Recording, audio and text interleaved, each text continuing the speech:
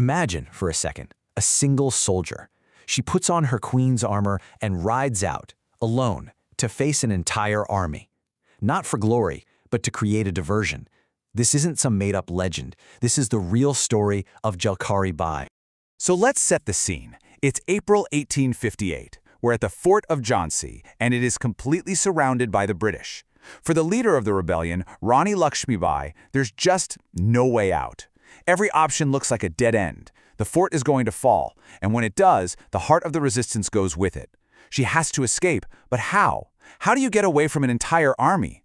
Well, the answer didn't come from a general or a nobleman. It came from a soldier. On the one hand, you've got the queen, Rani Lakshmi Bai. She's Rajput royalty, the famous face of the rebellion. And on the other, the key to her survival, Jalkari Bai, a commoner from the Dalit community. They looked almost identical, but their lives were worlds apart. And history was about to tie them together in one of the most desperate, brilliant tactical gambles you can imagine.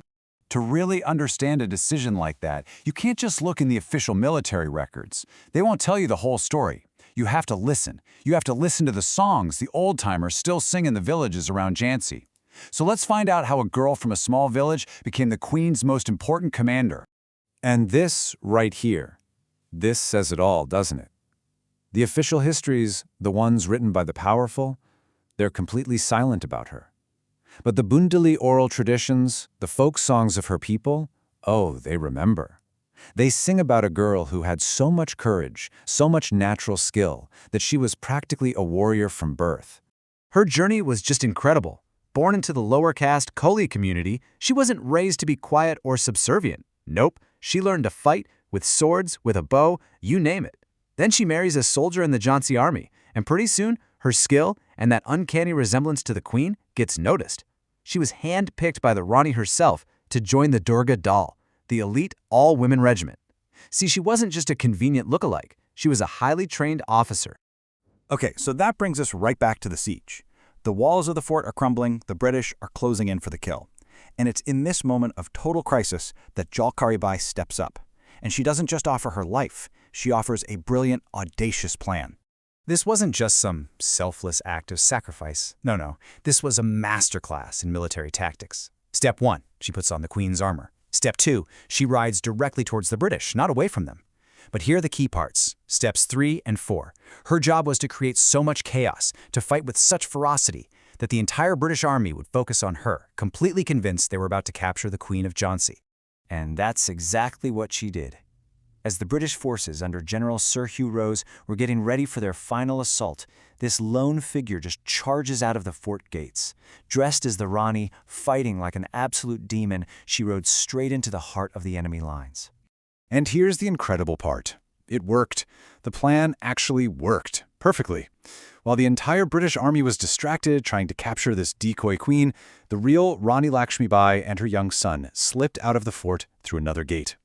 Jalkari Bai bought her queen the time she needed to escape and keep the rebellion alive. But what happened to Jalkari Bai herself? Well, this is where our story kind of splits in two. The official British accounts, they say she was captured, and once they figured out she was a decoy, she was imprisoned. But the oral tradition, the songs our people sing, they tell a much more defiant story, that she died a warrior's death, right there on the battlefield, sword in her hand, fighting until her very last breath. Whichever story you believe, her sacrifice was absolute. And that leads us to a really big question.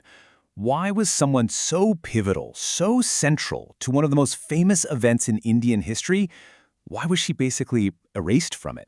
I mean, let's really think about this for a minute. A woman who personally engineers the escape of a rebellion's leader, who single-handedly fools an entire army. How does someone like that become a footnote? How do they just disappear? Well, her erasure was no accident.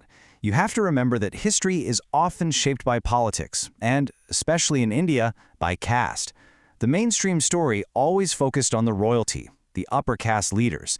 So the contributions of Dalit and other lower caste soldiers were just systematically downplayed or ignored completely. You won't find her in most school textbooks about the 1857 revolt. Her story only survived because her community refused to let it die. And while the official history books forgot her, her own people, they elevated her. They gave her the title Virangana, which means a warrior goddess. For them, she's not some forgotten soldier. She is a powerful, enduring symbol of courage, of sacrifice, and of Dalit pride. So maybe that's the most important point of all. Her story wasn't just passively lost to the mists of time. It was actively kept. It was protected, preserved, in songs, in stories, and in the collective memory of a people who saw her for what she was, a true legend. So it kind of leaves us with one final thought to chew on. If it's true that history is written by the victors and the powerful, then whose job is it to write the history of the forgotten? Maybe the answer is it's our job now.